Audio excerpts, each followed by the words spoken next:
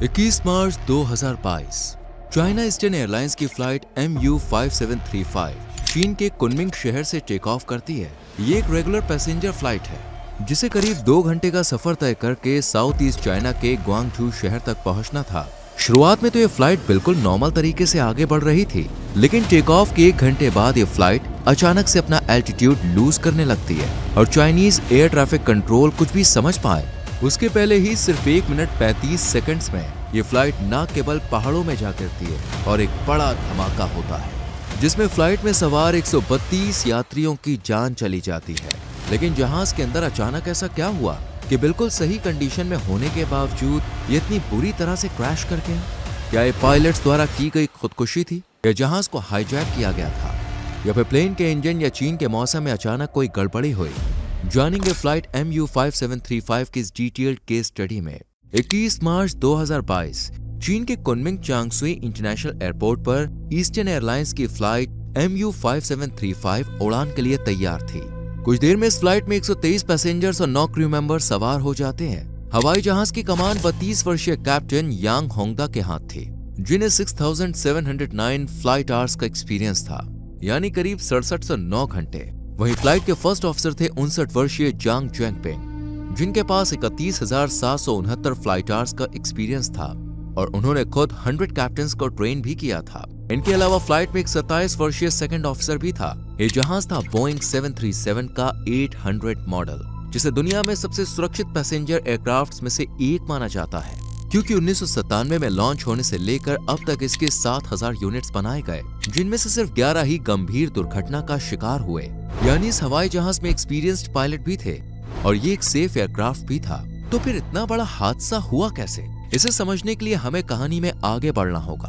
तो दोपहर के 1:15 पर फ्लाइट MU5735 कुनमिंग एयरपोर्ट से एक सफल उड़ान भरती है और कुछ देर में 29,000 फीट का एल्टीट्यूड भी पकड़ लेती है। इस जहाज को 3:05 पर साउथ ईस्ट चाइना के ग्वांगझू शहर के बायुन इंटरनेशनल एयरपोर्ट पर लैंड करना था। सब कुछ सही चल रहा था, लेकिन 2:22 पर इसका चाइनीज एयर ट्रैफिक कंट्रोल के साथ संपर्क टूट जाता है और वो बेहद तेजी से वर्टिकली नीचे गिरने लगता है। आमतौर पर अगर किसी प्लेन में कोई टेक्निकल प्रॉब्लम आ जाती है या मान लीजिए प्लेन का इंजन खराब हो जाता है, तो एरोप्लेन का डिजाइन ही ऐसा होता है कि वो ग्लाइड करते हुए डिसेंट करेंगे, यानी वो सीधा आसमान से जमीन पर नहीं गिरेंगे, बल्कि अपनी रफ्तार और ऊंचाई की वजह से ग्लाइड करते हुए यानी आगे की तरफ सरकते हुए क्रैश करेंगे, जिसमें 1 मिनट में कुछ हजार फीट एल्टीट्यूड कम होगा और 29,000 फीट से नीचे गिरने में कम से कम 4 से 5 मिनट तो लगेंगे ही। लेकिन फ्लाइट MU5735 जब नीचे गिर रही थी तब दूर से किसी कैमरे ने सीन को कैप्चर किया, जिसमें ये साफ साफ दिख रहा था कि प्लेन ग्लाइड करने के बजाय नोज डाइव करते हुए वर्टिकली नीचे गिरा और 2 मिनट से भी कम समय में 29,100 फीट से नीचे गिरकर सीधा जमीन से जा टकराया, जिससे भयंकर क्रैश हुआ और प्लेन के चिथड़े उड़ गए। साथ ही इसमें सवार 132 यात्री भी मारे गए। दोस्तों, इस डिसेंट के दौरान एक समय पर यह जहाज 32,000 फीट पर मिनट की स्पीड से अपना एल्टीट्यूड कम कर रहा था और उसकी रफ्तार साउंड स्पीड के बेहद पास यानी 1126 किलोमीटर पर आवर तक पहुंच गई थी।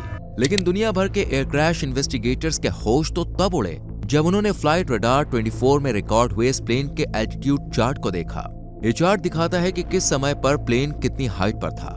शुरुआत में नॉर्मल तरीके से प्लेन ने उड़ान भरी, जो आप स्लोप पर देख सकते हैं। फिर इसने 1 घंटे तक 29,100 फीट के एल्टीट्यूड को मेंटेन रखा, मगर फिर अचानक से 2:20 पर यह प्लेन बहुत ही तेजी से नीचे की तरफ क्रैश करता है। लेकिन चार्ट में एक बड़ी ही अजीब चीज देखने को मिलती है।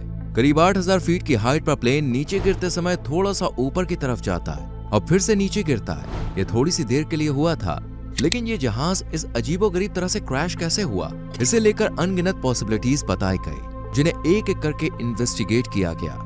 सबसे पहला कारण हो सकता है खराब मौसम, लेकिन चाइना मेट्रोलॉजिकल एडमिनिस्ट्रेशन के मुताबिक उस दिन दोपहर के 2 बजे जहां पर क्रैश हुआ, वहां का तापमान करीब 30 डिग्री सेल्सियस के आसपास था। मॉडरेट विंड चल रही थी। आमतौर पर हवाएं वहां पे चलती ही हैं। बारिश फोरकास्ट करी गई थी कि आएगी, लेकिन शाम को आएगी, यानी उस टाइम तक कोई बारिश नहीं हुई थी और उस जगह की विजिबिलिटी भी 10 मील से ज्यादा की थी। तो जो भी वेदर कंडीशंस थी उस वक्त वो बिल्कुल भी अनयूजुअल नहीं थी, बल्कि नॉर्मल वेदर हो रहा था। यानी मौसम की वजह से क्रैश तो नहीं हुआ। तो फिर क्रैश हुआ क्यों? क्या प्लेन में कोई टेक्निकल खराबी आ गई थी या फिर हाईजैक हुआ था? या फिर यह पायलट द्वारा जानबूझ के किया गया सुसाइडल क्रैश था। इन मिस्ट्रीज को सॉल्व करने के लिए चाइनीज अथॉरिटीज ने एक जांच कमेटी बैठाई, जिन्होंने 23 मार्च के दिन फ्लाइट का पहला ब्लैक बॉक्स यानी कॉकपिट वॉइस रिकॉर्डर खोजा, जो बाहर से काफी बुरी कंडीशन में था, लेकिन उसमें से डेटा रिकवर कर लिया गया। फिर 26 मार्च के दिन इमरजेंसी लोकेटर ट्रांसमीटर और 27 मार्च के दिन फ्लाइट डेटा रिकॉर्डर को रिकवर किया गया, जो जमीन में 5 फीट नीचे धंस गया था। खैर, इस हादसे के 30 दिनों बाद इन्वेस्टिगेशन टीम ने पहली रिपोर्ट जारी की, जिसमें उन्होंने कहा कि इसके 2 मुख्य कारण हो सकते हैं। पहला, टेल प्लेन यानी जहाज के पिछले हिस्से में कोई प्रॉब्लम होना, और दूसरा सबोटाज यानी पायलट का जानबूझकर प्लेन क्रैश करना। इन्वेस्टिगेशन टीम को खोजबीन के दौरान क्रैश साइट से 10 किलोमीटर दूर एक विंगलेट यानी जहाज के पंख का एक टुकड़ा भी मिला था, जिससे चाइनीज मीडिया में ये शोर मचने लगा कि शायद प्लेन आसमान में उड़ते हुए ही 2 टुकड़ों में टूट गया हो। लेकिन फिर चाइनीज अथॉरिटीज ने कंफर्म किया कि नहीं, ऐसा कुछ भी नहीं हुआ था, क्योंकि विंगलेट इतनी लाइट वेट होती है कि वो जहाज के नीचे गिरने के दौरान हवा के दबाव की वजह से टूट गई होगी और दूर जाकर गिरी होगी, और इसके अलावा प्लेन का कोई और हिस्सा इतना दूर नहीं गिरा। अब इन्वेस्टिगेशन आगे बढ़ी और अब शक था प्लेन की टेक्निकल खराबी को लेकर, जिसकी जांच करते हुए चीनी अथॉरिटीज ने कहा कि फ्लाइट MU5735 का बोइंग 737-800 प्लेन बिल्कुल एयरवर्दी था और उड़ान से पहले भी उसके इंस्पेक्शन में कोई प्रॉब्लम सामने नहीं आई, यानी जहाज के बिगड़ने के चांस भी काफी कम है। अगला सवाल हाईजैक को लेकर था, लेकिन जांच कमेटी ने कहा कि अब तक तो हमें क्रैश साइट से कोई भी डेंजरस गुड्स नहीं मिले हैं जो हाईजैक की तरफ इशारा करें, क्योंकि अगर हाईजैकर्स होते तो उनके पास गन या कम से कम नाइफ्स जैसे हथियार तो जरूर होते। वहीं कुछ रिपोर्ट्स में यह भी कहा गया कि अगर पायलट को किसी कारण की वजह से लैंडिंग अटेम्प्ट करनी होती तो वो ATC को इमरजेंसी सिग्नल जरूर देते, लेकिन उस वक्त एयर ट्रैफिक कंट्रोल को कॉकपिट से कोई भी मेडे कॉल्स रिसीव नहीं हुए और न ही पायलट ने ATC से कांटेक्ट करने की कोशिश की थी। तो क्या वाकई में पायलट ने इंटेंशनली क्रैश लैंडिंग की? अगर हाँ, तो फर्स्ट ऑफिसर या सेकंड ऑफिसर ने उन्हें रोकने की कोशिश क्यों नहीं की? या फिर वो कोशिश तब की गई थी जब 8000 फीट पर कुछ देर के लिए फ्लाइट ऊपर उठी थी? ये आज भी एक रहस्य बना हुआ है जो शायद कभी सुलझ नहीं पाएगा। और फ्लाइट MU5735 के क्रैश को लेकर अनगिनत कॉन्स्पिरेसी थ्योरीज 2 साल बाद आज भी सामने आती रहती हैं। दोस्तों, आपको क्या लगता है, क्या पायलट्स ने जानबूझकर ये प्लेन क्रैश किया होगा? अगर हाँ, तो इसके पीछे की वजह उनकी कोई मेंटल प्रॉब्लम हो सकती है, या ये क्रैश किसी बड़ी इंटरनेशनल साजिश का हिस्सा था, या फिर किसी सनकी पैसेंजर ने पायलट्स पर हमला करके ये सुसाइड क्रैश करवाया होगा?